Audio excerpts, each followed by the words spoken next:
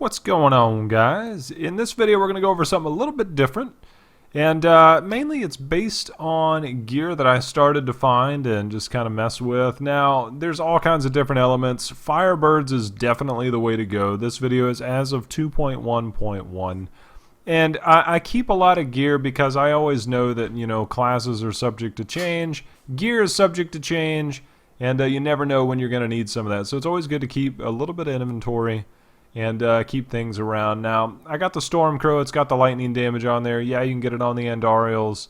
You know, we've got the Odin Sun, which surely everybody's probably gotten one by now. Just a lot of different gear, and we're going to go over this. This is a lightning build, and it's going to be a little different. It's a channeling build. Now, with all channeling, you know, builds, it's obviously best to run in a group. It's very difficult to make this work solo. You can make it work, probably not as effectively as you will in a group. So we're going to go over some of the stuff that we've got going, and I'm going to give you a couple different options. We'll hit the skills real quick. We're going to go with Hydra, with Lightning Hydra, Arcane Torrent with Static Discharge, Black Hole with Supermassive, Magic Weapon with Force Weapon, Slow Time with Stretch Time, Teleport with Wormhole, and for your passives, Unwavering Will, Evocation, Unstable Anomaly, and Paralysis. Now we're going to go over the reason why we're going with some of these. Hydra with Lightning Hydra. I use this mainly because when I'm playing solo, it gives me something, because sometimes you got to run and you got to find a way to do damage, you know, when you're having to move in and out of stuff. If you're just spending too much time running around and not doing any damage, it's going to take too long to kill stuff. So we've got the Hydra with Lightning Hydra here. If you're playing in group play, you can certainly go other directions. Actually, you can go a handful of directions with this. We've got Slow Time and Teleport already on this build. So it's just dependent on how you want to set this up. Arcane Torrent with Static Discharge. Now this does turn everything into lightning, and you'll see each missile explodes into 2 piercing bolts of electricity that each deal 150% weapon damage as lightning.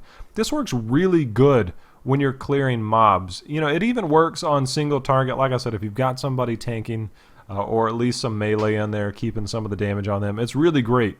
Group damage, this thing actually does quite a bit, and I think you're going to be, you know, a little bit surprised at how much it does. And we'll actually show you some gameplay, so stick around for that as soon as we go over the build and a couple of the items you might want to look for. Black Hole with Supermassive. Now this is one of the most damaging Black Hole skills that you have. Its base damage is 700% for the Arcane, the regular one. This bumps it up to 1290, which is actually pretty strong, and you're actually going to see on some of the weaker trash mobs, they're actually going to die just a Black Hole, which is why we're going to keep a couple of our other skills, and we'll go over that here in just 1 second. Magic Weapon with Force Weapon, just because we want the extra 20% weapon damage there, nothing more to that. So it's a good thing to have going. Slow Time with Stretch Time. This will kind of keep things, you know, you cast this, it keeps some of those projectiles coming at you slowed a little bit, gives you a little bit more chance to move, gives you a little bit more time to channel. The way channeling skills work now after 2.1, the longer you cast it, you'll see there, it increases the damage every second. In this case, it's increased by 305% weapon damage every second, up to a maximum of 1010%. So it's good that you can stand around a little bit longer. Go ahead and bump this up, because it does do quite a bit of damage. So you need to be able to stand a little bit longer. Plus, we're running with this one because it increases your attack speed, and we'll go over how you can make that work with the gear and some of the passives that we've got going. Teleport with Wormhole, just to get out of danger, and so that's kind of important. For the passives, Unwavering Will. This is a good one if you are using channeling skills generally. You stand still for 1.5 seconds, you get 20% armor, 20% resistances, and 10% damage buff. So that's kind of a cool one to have if you are channeling. Evocation. I've teetered back and forth between this and Astral Presence, and we'll go over why I stayed away from Astral Presence, and you might actually need to run that. Evocation, the cooldown, 20%. Because Black Hole does so much damage, I like casting this quite a bit more. Plus, if I'm playing solo, I need a little bit more crowd control. So that's why I'm running Evocation there. Unstable Anomaly, just so we have that extra life. If you feel you're comfortable with not, you know, taking too much damage, or you're not worried about dying because you're not going too high of a greater rift, feel free to run Astral Presence. Illusionist if you need to get out of danger. Blur even, which is always a good option. I've gone back and forth on a lot of these. And the other one, Paralysis. Lightning spells have a 15% chance to stun all targets hit for 1.5%. Now that's the good part about this. Arcane Torrent, with those extra missiles that are exploding into 2 piercing bolts of electricity, it's going to give Paralysis a little bit higher chance to proc by hitting other targets. So it's kind of going to go hand in hand there. And that's why a lot of this is kind of tying together. I've been messing with a couple different skills. I'm probably more than likely going to run with the Firebirds, but if you don't have the Firebirds and you're getting some of this other gear, or you just like playing with some different, skills, this right here has actually been pretty neat. Now, we're going to go over some of the gear that I found to make this work quite a bit better than it normally does. The Captain Crimson set, for a couple different reasons, reduces cooldown of all skills by 10%. That's going to help us get our black hole around a little bit quicker. Then the other part is reduces all resource cost by 10%, and that goes pretty well with a channeling skill, so it's good to have that around. Tal Rasha's Relentless Pursuit. Now this is one that I would really recommend. Captain Crimson's, since you can craft that, it's something that I would just recommend because it's easy to get. Tal Rasha's, I would definitely make sure you have this, mostly for the channeling skills. You'll see there on the 3-set bonus, increases arcane power regeneration by 2% or 2 per second. That's really big when you're channeling to be able to get the arcane power back. If you don't have that, then you're probably going to want to go with Astral Presence for sure. Other skills, the Royal Ring of Grandeur, obviously to make sure and hit your set bonuses is very important. Oghild's Shoulder and Bracers is very important as well. Reduces damage from elites, increases damage against elites, plus it's going to reduce the ranged and melee damage that you're taking as well. So that's going to help quite a bit. This Blackthorns I'm running just because it had a really good roll and it had some lightning damage. I want to see what would happen. Obviously, now I'm doing this without some of my gear that has sockets for the legendary gems. Now there's a couple directions you can go with legendary gems. And we probably have just some low ones sitting around. This one works good for channeling skills because you can stack this up quite a bit.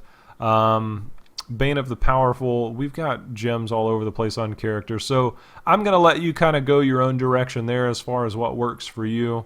Bane of the Powerful is just, pretty much a cookie cutter one that you can get by with most classes. The Taeguk, I guess is how you pronounce it, that's a good one to have. Well, I'll let you choose those. We're going to do most of these for all those folks that might not have Firebirds yet. Unity, I'm running that just because I've got one on my Templar there. So you can run something else there. We've got different rings that we've got as well that we're kind of running. So that's a little bit of the gear. The Triumvirate, because it's got additional lightning damage on there. And I wanted to touch on this one here. It's good to have crit hit chance and, of course, intelligence. And then we've got the lightning damage on there. But at least on your helmet or your offhand, it's very important. You'll see the last of the primaries there. Critical hits grant 3 arcane power. If you're channeling, you need to have that arcane power regeneration. Now that can go up to 4, but in this case we're just going to leave it as is. It's very important to have that on at least one piece of gear, and that's generally going to be on your helmet or your offhand. I'd prefer it on offhand just because it's more important to prioritize other primary stats on your helmet. So that's a very important one to have. We have a decent amount of crit hit chance at 55%, so we're constantly getting the arcane power back there. Very important. You'll see I'm running some Mage Fist. I'm not running any fire skills, but it has a nice trifecta on it, so we're doing that just because those are what we have around. There might be some better options out there for you guys, but we have these available and we're using them. Like I said, the Odin Sun, because it's got the extra lightning damage. I did use the Shard of Hate for a little bit. This was kind of neat because the lightning skill is going to trigger the charge bolt. You can go one way or another. I just like the effect of the Odin Sun here. It just seems to be a little bit more effective for me. And you can certainly go with any one-hander that might work for you. It doesn't necessarily need to be one of these, but since there are so many choices that you can choose from, even the Fulminator wouldn't be a bad choice. I did practice with some Ice Climbers, especially for the channeling part. Like I said, I just ran with this. I find that's going to be effective. So we're going to go over this real quick. Like I said, stick around. I'll show you guys this in action. It actually does work. For Paragon points, max your movement speed out. And then go ahead and put the rest into intelligence. If you have enough arcane power regeneration, you're not going to worry too much about your max arcane power. So you're going to be okay there. Another thing there you'll see on the boots, you are able to roll Arcane Torrent damage on your boots, so you might want to go ahead and do that if you get a decent roll. For the other Paragon points, cooldown reduction is where I like to sit. Since my crit hit chance is so high and I am getting enough arcane power back, I'm putting the rest of the points into attack speed. So I'm going cooldown reduction, then crit hit damage, then attack speed. If you don't have enough crit hit chance, certainly go there before you hit attack speed. You'll probably find that to be a little bit more beneficial for you. Armor, and then resist all. If you have really high intelligence, go armor first, and then resist all, especially if you're an intelligence character. The extra life hasn't been doing too much for us, so we've been working a little bit more pushing towards life regen. I've been doing this on all my classes as I get my Paragon quite a bit higher, so that's helping me out quite a bit more going that route as opposed to just putting it into straight life and getting the toughness. The healing is actually very effective there. For your utility points, life on hit, as always, very important. Then, of course, resource cost reduction. Again, you're channeling, you're constantly spending resources. Of course, you want to spend less so you can cast longer and be able to get that going. Then the area damage after that. So we're going to do a little bit of gameplay. Stick around for that. And I'll show you guys this actually does work. And hopefully you guys might be able to have a little bit of fun with it on the side when you're not running the Firebirds and trying to burn stuff down, because it's way, way too powerful right now. So stick around, we'll show you real quick. All right, so we're going to go in, and again, most of this, you're probably not going to run this in greater rifts because it is way too dangerous, especially any channeling does make it quite a bit difficult. We've got Bludgeon Skull. Now you're going to see, I'm going to do this without Black Hole. You're going to see the lightning hit these guys, and they go down pretty quickly. I mean, that's really nice damage. These guys are getting a little bit too close. Again, channeling. You actually see that there's nice crits. Now, there is Black Hole, and you're going to see it took out half their life without me doing much. I cast a little bit, and they're dead. Now, as you can see, the lightning is pretty strong. It is good to have, you know, the extra lightning damage, which is why we went over a lot of the gear that we did. I'm doing this without a whole lot going on. You'll see the paralysis is stunning this guy constantly. We'll get out of there for that one. We'll Black Hole these guys, finish everything off, and bam, that guy's dead. Now, you know, this isn't the best build that you're going to find, but man, like, I started just messing around with some skills and some of the gear that I've got between the Stormcrow, the lightning damage, the Odin Sun with the extra lightning damage, the Triumvirate, the Tau Rashas is even giving me the bonus, and you actually see here we've got 87% lightning damage. We've got the Arcane Torrent damage on the boots. We're boosting this damage quite a bit, and it's a lot of fun. You know, we'll go this guy. We'll kind of group everything up. We've got our Hydra in there. Our Hydra's we're going to see, and we'll get out of danger there. We'll let this guy, as you can see, the paralysis is stunning this guy because you're hitting so often there. And there is a little bit of unwavering will. It allowed us to kind of stand in the pocket there, take a little bit of damage. Because it's given us the extra armor and resistances, we're able to stand in there. So, as you can see, it does work. We've killed 2 elites fairly quickly with this. I guess that's not a breakable door, so we'll go ahead and walk on through. The unfortunate part on the Aughelds, and that's the other part, you can roll some lightning damage there. The unfortunate part is it has too high of a knockback percentage. I'm not a fan of knocking them back too far, but it is going to work. Go ahead and cast our slow time. Get that guy up. They're going to pass on through there. We're stunning it. It's a good way to crowd control everything. And as you can see, if you watch the Arcane Power Orb at the bottom, as soon as they stop vortexing me, you'll see there at the bottom right. And I'll show you this as soon as this guy dies. I'm tired of the shielding already. Reflect damage is hurting there immensely. That guy's dead. And I'll show you guys something real quick. So you've got an idea on just how this works. Hey, a Paragon level. Now, if I free cast this, you're going to see the difference between hitting it and getting the arcane power back on crit hit chance. You'll see as I'm casting it, it actually goes down quite a bit quicker.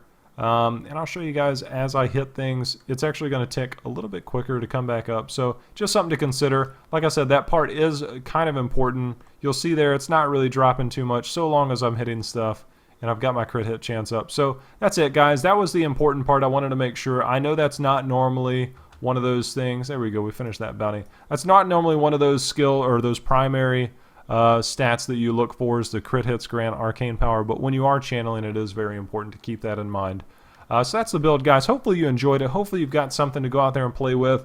You know, maybe you've been tired of the fire build for the first month and a half, and you want to try something different.